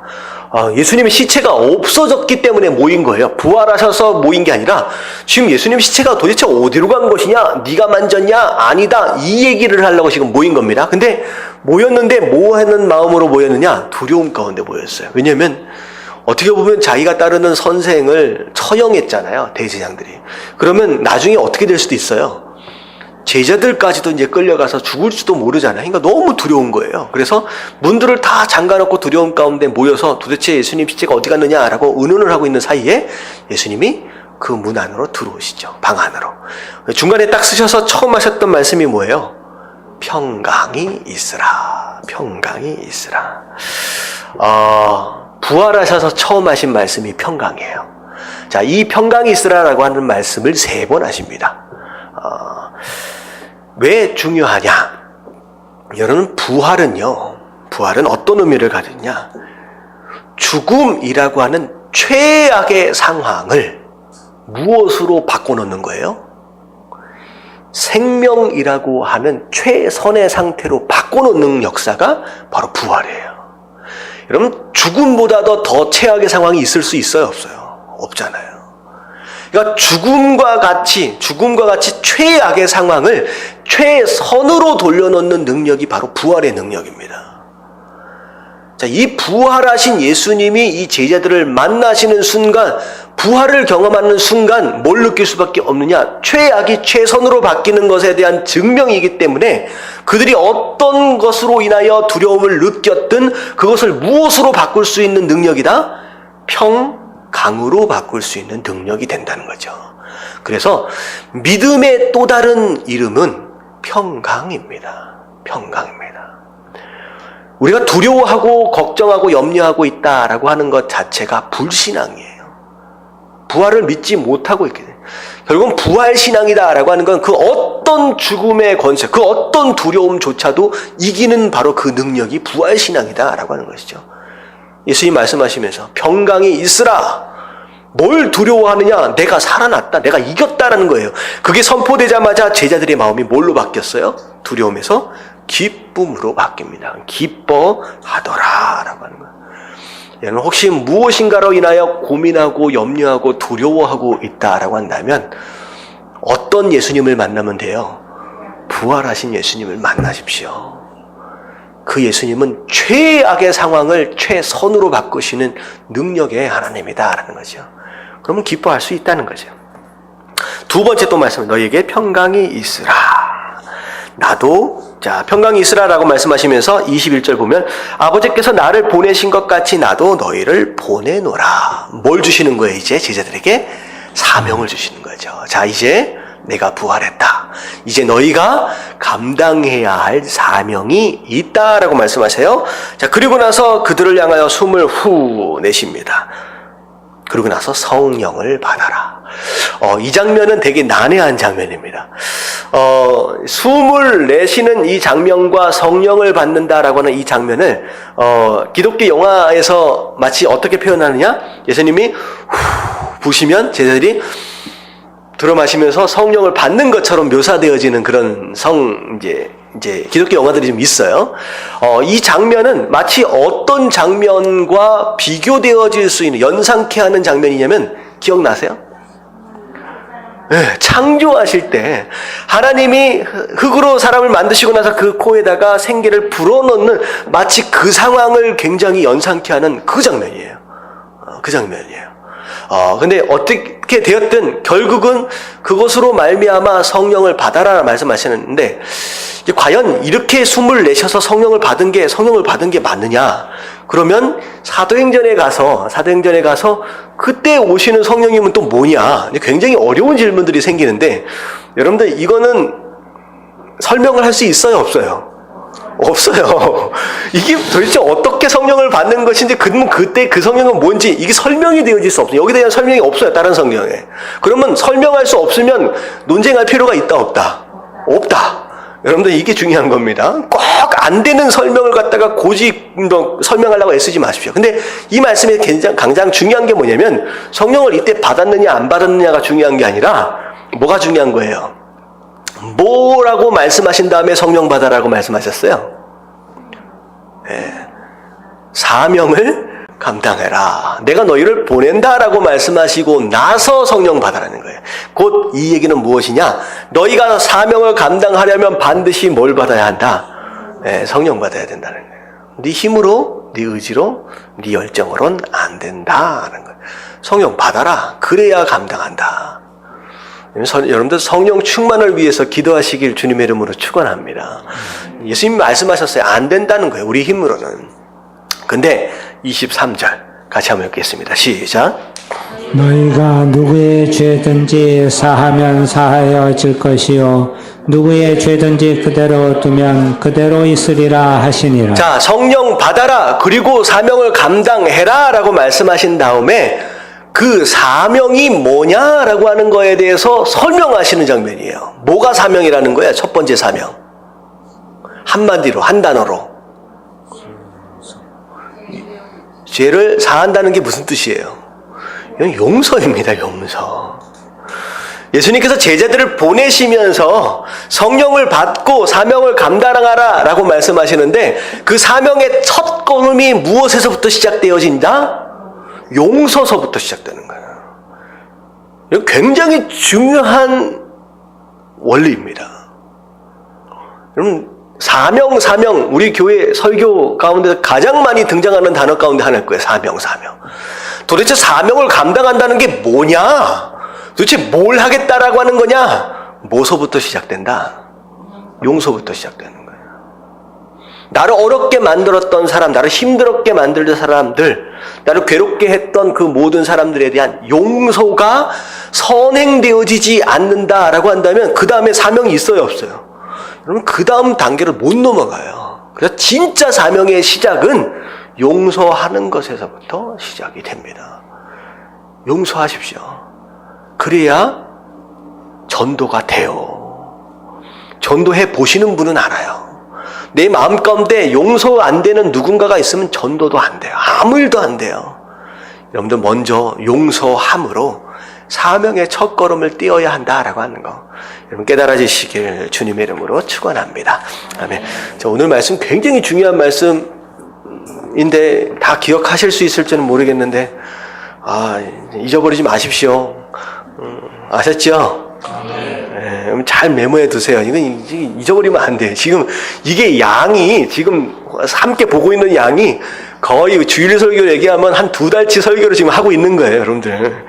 자, 그 다음에 보면 하필이면 그때 누가 없었어요? 24절에 보니까 도마가 없었어. 자, 결국은 뭘 지키는 게 중요하다? 자리를 지키는 게 중요하다. 여러분 꼭 은혜 받을 때 없는 사람이 있어. 그래서 나중에 은혜 받을 때 없어놓고서 한다는 얘기가 뭐예요? 내가 보고 만져보지 않으면 못 믿겠다라고 엉뚱한 소리나 하고 있어요. 근데 참 하나님, 예수님 참 친절하셔. 어떻게 하세요? 이 나타나셔요. 사실 누구 때문에 한 번 더 나타나신 거냐? 이 도마 때문에 나타나십니다. 나타나셔서 또 뭐라고 말씀하세요? 평강이 있을지어다. 그래갖고 도마에게 자 손가락으로 내밀어 봐라, 만져봐라 라고 말씀하시니까 도마가 깜짝 놀라죠. 그러고서 뭐라고 고백해요? 나의 주님이시여 나의 하나님이십니다 라고 잊어서야 이제 고백을 합니다. 그리고 나서 29절에 뭐라고 얘기하느냐? 예수님께서 이르실 때 같이 읽겠습니다. 너는 시작. 너는 나를 본 거로 믿느냐? 보지 못하고 믿는 자들은 복되도다 하시니라. 여러분들 보고도 믿지 않는 사람이 있긴 있어요. 근데 보고 믿는 것은 믿음이다라고 얘기하기 애매하죠. 그냥 아는 거잖아요. 보여줬으니까. 진짜 믿음은 뭐냐면 보지 않고 믿는 것입니다. 그래서 믿음을 뭐라고 이제 또 설명할 수 있느냐? 눈에 보이지 않는다라고 할지라도 허락하신 말씀을 기억해내고 그 말씀을 붙잡는 바로 그것이 믿음입니다. 눈에 보이지 않는 게 전제예요. 보여진다라고 한다면 하나님 내가 하나님 보여주십시오. 내가 보여주면 내가 믿겠습니다. 이런 말을 하는 사람도 있잖아요. 아니요, 그건 믿음이 아니에요. 보이지 않는 것이 전제예요. 보이지 않는 하나님. 근데 뭘 기억해내는 게 중요해요. 지금 예수님이 도마에게 보지 않고 믿는 게 복되도다 라고 하는 이 말씀의 전제는 어디에 있는 것이냐? 보지 않는데 어떻게 믿겠느냐? 뭘 근거로 믿겠느냐라고 하는 거죠. 딱 하나예요. 뭐가 근거가 돼요? 말씀이에요. 보지 않는다, 보이지 않는다라고 할지라도 내가 너에게 이미 한 그 말씀이 기억이 나져야 돼요. 그리고 기억나는 그 말씀을 붙잡는 바로 그것이 믿음이다라는 거죠. 예수님은 내가 부활할 것이다 라고 말씀하셨어요. 나는 부활하신 예수님을 못 봤어요. 하지만 예수님이 말씀하셨기 때문에 그 말씀을 믿는 거예요. 그 말씀이 이루어질 것이다 라고 하는 걸 믿기 때문에. 여러분, 그게 신앙입니다. 자꾸 하나님 앞에 뭘 보여달라고 얘기하지 마시고 나에게 먼저 이미 허락하신 말씀이 무엇이었느냐라고 하는 걸 기억해내는 것이 훨씬 더 중요한 겁니다. 할렐루야. 네.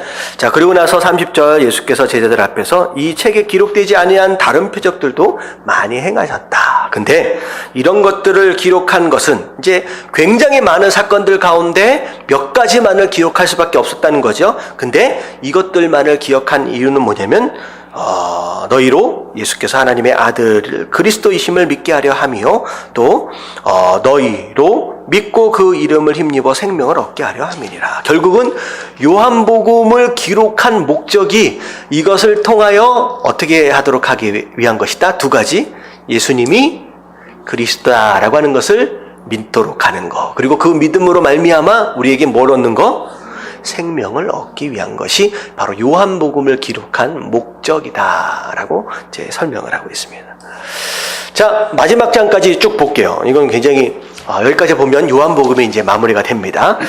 자, 마지막으로 예수님께서 제자들을 찾아가시는 장면인데, 자, 1절만 같이 한번 읽어봅니다. 시작. 그 후에 예수께서 디베라 호수에서 또 제자들에게 자기를 나타내셨으니 나타내신 일은 이러하니라. 자, 디베랴 호수는 갈릴리 호수의 또 다른 명칭이죠. 갈릴리 호수에 자, 이제 예수님이 한 번 더 나타나시는데 거기에 2절을 보니까 베드로, 도마, 나다나엘 그리고 세베대의 아들들 약 7명 정도가 모여 있었어요. 이제 다들 어부 출신들입니다. 이제 고향으로 돌아간 거죠. 예루살렘을 떠나서.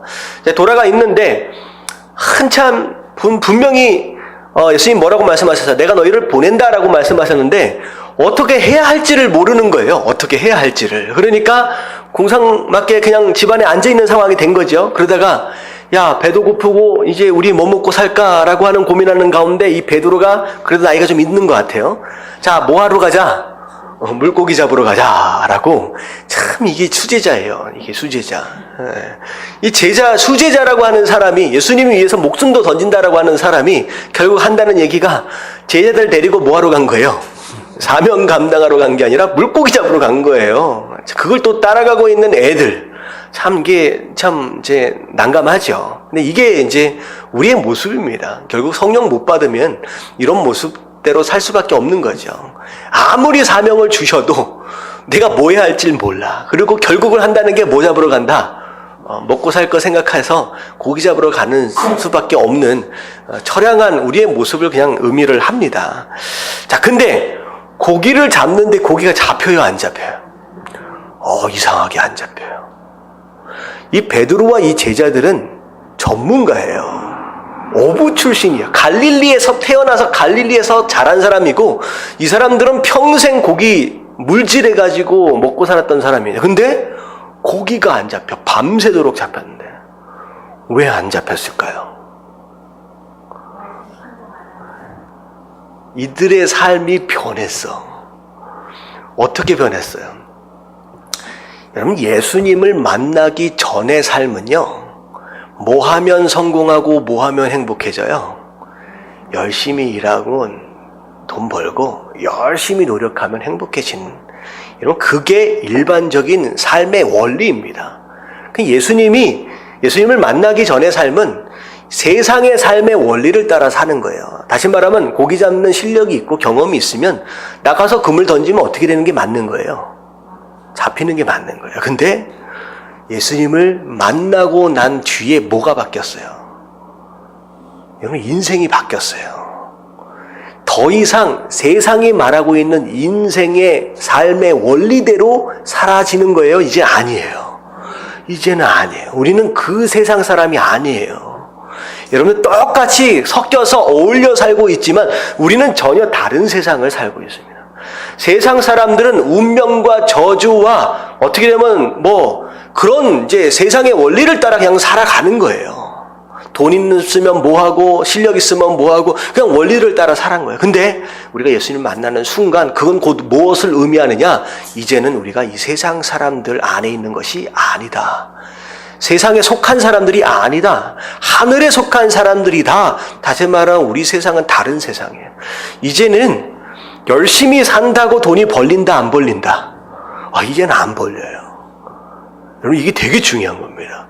이제 열심히 산다고 돈이 벌리는 때가 아니에요. 우리는 그 세상 사람이 아니기 때문에. 우리는 어떤 원리를 따라 성공하고 행복을 누리는 삶이냐? 순정의 원리를 따라 성공을 하고 행복을 누리는 삶입니다. 제자들은 엉뚱한 짓을 하고 있어요. 그러니까 고기가 안 잡히는 거예요. 여러분들, 이런 상황 가운데서 만약에 분명히 세상의 원리가 바뀌었는데 불순종하고 가서 장사하고 뭐 했는데 돈이 막 벌리기 시작했어요. 그러면 그게 복이에요, 저주예요? 오히려 그 상황 자체가 하나님과 내가 아직 관계 맺어짐이 있는 거예요? 아닌 거예요? 아닌 거에 대한 증거일 수 있다는 거. 굉장히 두려운 겁니다. 오히려 거꾸로 불순종해서 나가서 살았는데 더 잘 살고 있다라고 한다면 그건 큰일 나는 겁니다. 오히려 망하는 게 맞는 거예요. 하나님이 안 된다라고 딱 막으시니까 안 벌리는 거예요. 안 벌리는 거예요. 자, 예수님이 그걸 지켜보고 계셨습니다. 언제부터 보고 계셨는지는 잘 모르겠어요. 제 생각에는 밤새도록 수고하고 있는 모습들을 계속 보고 계셨을 것 같은 생각이 듭니다. 참 고생한다 라고 보셨을 것 같아요. 네, 근데 예수님께서 물어보신다. 얘들아, 고기 좀 잡았느냐? 라고 물어보니까 한 마리도 못 잡았습니다. 네, 예수님이 뭐라고 얘기하시냐? 오른쪽에다가 그물을 던져봐라.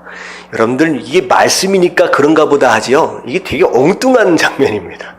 여태껏 고기를 왼쪽만 잡았을까요? 밤새도록.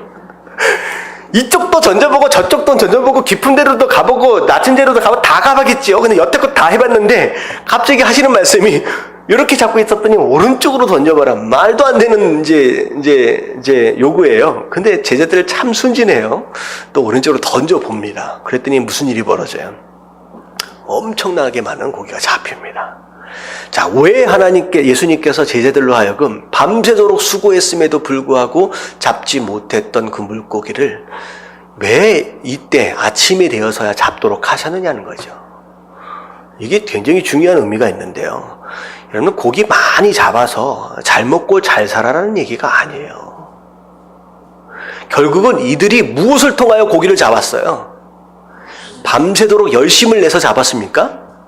아니죠. 그것으로는 한 마리도 못 잡았어요. 무엇으로 잡기 시작했어요? 말씀에 순종했더니 잡기 시작하는 거예요. 그럼 성도는 그렇게 사는 사람들이에요. 말씀에 순종함으로 열매를 맺어가는, 고기를 잡아가는 삶이 성도의 삶입니다. 지금 그것을 보여주시기 위해서 지금 이걸 보여주신 것이지, 너희들이 어부니까 고기 많이 잡아가지고 부자 되라라고 말씀하시는 게 아니에요.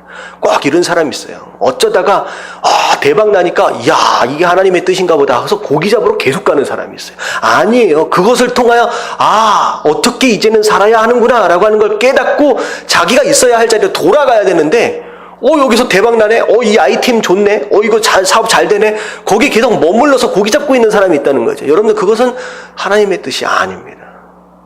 내가 있어야 할 자리로 가는 거예요. 자, 그때서야 베드로가 예수님이구나 라고 하는 걸 알아요. 이 베드로 참 다혈질. 무덤에 쑥 들어갔던 베드로 어떻게 해요? 위에 옷만 살짝 걸쳐 입고 바다 위로 뛰어듭니다. 바다와 육지 사이에 지금 거리가 어느 정도 있는지 아세요? 50칸, 90m요, 90m. 90m면 이제 갈릴리 바다를 제가 안 가봐서 어느 정도로 깊어지는지 모르겠지만 거의 수영 쳐서 어떻게 보면 베드로의 이 모습을 또 예수님이 특별히 사용하시는 것 같아요. 이런 열정적인 모습. 팍 나갑니다. 이제 제자들은 또 큰 배에서 작은 배로 또 갈아타가지고 슬금슬금 노를 져서 이제 나갑니다. 중요한 게 뭐냐면 9절 말씀 한번 읽어볼게요. 다 같이 시작. 육지에 올라보니 숯불이 있는데 그 위에 생선이 놓였고 떡도 있더라. 자, 육지에 딱 올라가자마자 베드로가 목격한 장면은 어떤 장면이냐? 불이 피워지고 있는 장면이에요. 이 베드로가 불이 피워지고 있는 이 장면을 보는 순간 베드로 마음 가운데 뭐가 탁 스쳐 지나갈까요? 대제사장의 뜰에서 뭐 하면서 부인했어요? 불쬐다가 부인했잖아요. 아마도 이 불을 딱 떼고 있는 그 모습을 보는 순간 예수님의 얼굴이 참 민망해졌겠다라는 생각이 드는 거예요. 그때 그 순간이 떠오르니까. 근데 예수님이 야, 너 나 배반했지? 라고 말씀하십니까? 안 하십니까? 안 하세요. 오히려 예수님은 덮어주십니다. 자, 근데 불을 피워놓으셨는데 거기에 뭐가 있었어요? 생선과 떡이 있었습니다. 자, 지금 사실은 좀 전에 뭐 했어요, 이들이? 열심히 애써서 오른쪽에다 그물 던져서 뭐 했어요? 고기 잡았거든요. 근데 그 고기를 잡기 전에 이미 제자들이 먹을 음식은 뭐 해져 있다? 준비되어져 있습니다. 이건 곧 무엇을 의미하느냐? 정말로 주신 사명에 순종하기로 결단하여 나가는 삶 가운데 먹고 사는 거에 대해서 누가 다 책임지신다는 거예요. 예수님이 미리 다 준비해 놓으셨다는 거예요. 우리가 그것 때문에 그걸 위해서 고기 잡으러 나갈 필요가 더 이상 없다는 거예요. 없다는 거예요. 미리 다 준비되어져 있습니다. 걱정하지 말라라고 말씀하시는 거예요. 그리고 또 예수님께서 잡은 고기도 또 가지고 오라라고 말씀을 하십니다. 자, 근데 엄청 많이 잡혔어요. 몇 마리 잡혔어요? 153마리, 153마리. 그 얘기 드렸죠? 153. 모나미 153 볼펜이 있잖아요. 그 하얀색에 까만색. 여러분, 모나미는 그 전까지만 해도 진짜 조그만 회사였는데, 이 모나미 사장님이 그 볼펜을 만들면서 이 말씀을 기억하고 153이라고 적었대요. 대박 났어요. 지금까지 저는 그 볼펜을 쓰고 있습니다. 그 볼펜이 제일 잘 써져. 그래서 그 볼펜을 쓰고 있는데, 비록 이제 쓰다가 똥도 좀 나오고, 뭐 좀 그러긴 한데, 그렇잖아요. 그 볼펜의 특징입니다. 이 똥 나오는 거 있잖아요. 근데 153마리가 잡혔어요. 이제 엄청 큰 고기들로 잡힌 것 같아요. 근데 뭐가 끊어지지 않았다? 그물이 찢어지지 않았다. 그래서 아무리 고기를 많이 잡아도요, 그물이 찢어지면 어떻게 돼요? 다 나가버려요. 여러분, 진짜 복은요, 얼마나 많이 부어주심을 입느냐라고 하는 것보다 얼마나 나가는 것을 막아주시느냐에 있습니다. 여러분들, 그걸 사실은 하나님께서 무엇을 통하여 약속하셨느냐? 11조를 통하여 말씀하셨어요. 약속하셨어요. 똑같이 벌리는데 새는 구멍을 어떻게 하시겠다? 막아주시겠다. 썩지 않게 해주시고 도둑 들지 않게끔 막아주시겠다라는 거예요. 그래서 이게 들어오는 것보다 나가는 게 더 무서운 거 있잖아요. 이제 그런 게 있습니다. 그래서 제가 미국에 있을 동안에 아는 의사 선생님은 항상 그렇잖아요. 여러분들 지금 한 뭐죠? 얼마 정도 벌면 만족하실 것 같아요? 한 달에. 어느 정도 벌면, 여러분들 젊었을 때 한 100만 원 벌 때, 한 150만 벌면 진짜 넉넉하게 쓸 텐데, 150 벌어보니까 넉넉해요? 아니죠. 한 200은 벌어야 되잖아요. 200 벌면 넉넉합니까? 아니요. 500이 또 그리워지고, 500 벌면 1000 벌고 싶고, 1000 벌면 1억 벌고 싶은 거예요. 한도 끝도 없습니다. 이런 거예요. 제가 아는 어떤 의사 선생님은 한 달에 한 거의 1억 가까이를 버시는 것 같아요. 미국에 있을 때 굉장히 잘 돼요. 근데 걱정이 뭐냐면, 뭐 때문에 걱정해요? 아니야, 돈 걱정. 항상 모자란대. 여러분들 1억씩 벌면 모자랄까요? 안 모자랄까요? 1억을 버는데 돈이 모자라서 맨날 걱정한대. 가계부 써놓고선. 여러분, 절대 만족할 만큼 그렇게 벌어지지 않습니다. 어느 순간 다 새나가고 있는 거예요. 쓸데없는데. 하나님 뭐라고 말씀하시냐? 네가 말씀에 순종하고 사명을 감당하겠느냐? 그러면 내가 그 그물을 찢어지지 않게 내가 붙들어 주겠다, 보존해 주겠다라고 말씀하시는 거예요. 11조에 대한 내용일 수도 있고, 여러분의 사명 감당함에 있어서의 결단일 수도 있고, 정말 중요한 것이 뭔지 여러분을 아시고 약속하신 이 복들을 누리실 수 있는 저와 여러분들 되시길 주님의 이름으로 축원합니다. 아멘. 아멘. 자, 그러고 나서 함께 식사를 나누십니다. 밥을 해서 같이 드시는 거예요. 이 장면은 유대인들은 아무나 함께 식사하지 않습니다. 이제 절대 남하고 유대교가 아닌 사람하고 식사하지 않습니다. 왜냐? 식사하는 그 자체가 관계 형성이에요. 우리는 하나다라고 하는 것을 의미합니다.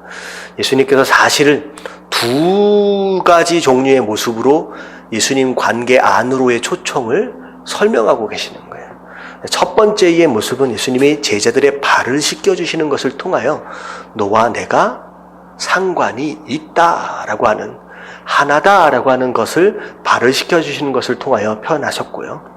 이 두 번째는 식사를 손수 준비해 주시는 것을 통하여 너희와 나는 상관이 있는 존재다라고 두 번째 이제 표현하시는 겁니다. 자, 그리고 자, 마지막입니다. 여기까지 하면 끝날 것 같아요. 힘들지 않죠? 잘 따라오고 계시죠? 우리 처음 참석하신 우리 교수님인데 괜찮으십니까? 네. 우리 금요일날은 이렇게 갑니다. 말씀 충만으로 가니까. 자, 15절에 보면, 자, 조반을 먹은 후에 예수님께서 베드로에게 물어보십니다. 뭐라고 물어보세요? 내가 이 사람들보다 나를 더 사랑하느냐. 사랑을 확인하시는 거예요. 자, 이 구절은 여러 가지 설교들로 표현되어질 수 있는데, 그냥 간단하게만 설명해 드릴게요. 예수님은 우리를 향하여 뭘 확인하길 원하신다? 네, 사랑하길 원하십니다. 여자들이 좀 그런다 그러잖아요. 자기 날 사랑해? 그러면 널 사랑해. 자꾸 물어보면 남자들 귀찮아 하잖아요. 근데 하나님도 여자들뿐만 아니라 하나님도 우리가 과연 하나님을 사랑하는지 확인하기를 원하시는 거예요. 근데 중요한 건 뭐냐면 네가 정말로 나를 사랑하느냐? 그럼 뭐하라? 내 양을 치라는 거죠. 어떻게 보면 예수님께서 내가 너희를 보낸다라고 말씀하시면서 사명의 첫 걸음을 용서라고 말씀하셨다라고 한다면 본격적인 사역은 뭐라는 거예요? 내 양을 돌보는 거, 먹이는 거, 그게 사명이다라고 얘기하는 거예요. 여러분들 마찬가지입니다.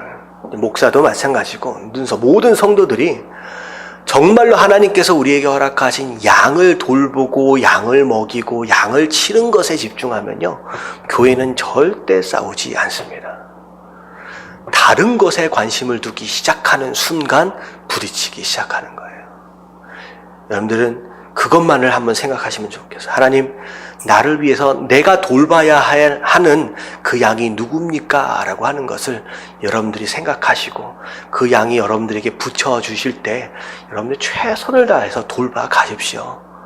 목자가 되라는 거예요. 하나님, 그걸 몇 번을 지금 물어보세요? 3번을 물어보세요. 마지막 3번째 물어보니까 베드로가 울상이 됩니다. 왜 자꾸 물어보실까? 내 사랑을 지금 뭐라고 의심하는 것일까? 예수님이 너무 중요하기 때문에 3번을 말씀하시면서 내 양을 쳐라 라고 말씀을 하십니다. 이게 우리가 살아가는 우리 성도로서 가장 중요한 삶이에요. 자, 근데 18절에 보니까 뭐라고 말씀하시냐? 내가 젊어서는 스스로 띠뛰고 원하는 곳으로 다녔다 라고 말씀하세요. 근데 이제 나중에 나이가 먹어서 늙어지면 네가 팔을 벌리리니 남이 내게 띠를 띄우고 원하지 않은 곳으로 데려가리라. 젊었을 때는 내가 어디로 가고 싶는지 내가 결정하고 내가 갔다는 거죠. 근데 나중에는 어떻게 된다는 거예요? 이제 베드로가 네가 비록 원하지 않는 곳이다 라고 할지라도 그 사명을 위해서 가야 할 때가 있을 뿐만 아니라 네가 원해서 가고 네가 원하지 않아서 가가 아니라 너의 삶의 주인이 어떻게 된다는 거예요? 이제는 바뀌게 될 것이라는 거죠. 전에는 내 뜻대로 내 맘대로 내가 가야 할 곳을 다녔어요, 베드로가. 하지만 이제는 네 삶의 주인은 네가 아니라 나다. 내가 원하는 곳이다라고 한다면 비록 네가 원하지 않고 싫어하는 곳이다라고 할지라도 내가 띄워주는 대로 네가 가야 할 때가 이를 것이다. 이것은 곧 무엇을 의미해요? 베드로가 나중에 어떻게 죽을 것이냐라고 하는 것에 대해서 미리 말씀하십니다. 자, 그리고 나서 예수님이 자 가자라고 자리를 일어섰어요. 자, 그러니까 베드로가 예수님을 따라가려고 하는데 갑자기 베드로 따라가려고 하는데 누구도 따라가요? 뒤에 요한이 쑥 일어나니 요한이 따라오는 거예요. 이 베드로와 요한은 굉장히 선한 경쟁 관계입니다. 나이 차이도 좀 있었음에도 불구하고 항상 변화산 사건에서 또 요한도 같이 있었잖아요. 그러니까 예수님과 미묘한 관계 안에서 이 경쟁 관계예요. 그래서 제 베드로가 너는 그렇게 죽을 것이다 라고 얘기를 하니까 함께 따라오고 있는 요한을 딱 보면서 쟤는 어떻게 되는데요? 라고 물어보는 거예요. 이제 서로 물어보게 됩니다. 자, 그랬더니 예수님 뭐라고 말씀하세요? 22절 다 같이 시작. 예수께서 이르시되 내가 올 때까지 그를 머물게 하고자 할지라도 내게 무슨 상관이냐 너는 나를 따르라 하시더라. 네, 너는 그렇게 죽을 것이다, 순교할 것이다 라고 얘기를 하니까 쟤는 어떻게 됩니까? 라고 물어보니까 자, 쟤가 죽든 살든 너랑 무슨 상관이냐? 라고 얘기를 하는 거예요. 다시 말하면 하나님께서 우리 자신들에게 개인에게 주신 사명과 십자가에 대해서 남들과 비교할 필요가 있어요? 없어요? 없다라는 거죠. 내 십자가는 내가 지고 가는 겁니다. 남들은 좀 더 편하게 지고 간다 해서 부러워할 거 없어요. 그냥 내 거 내가 지고 가면 된다.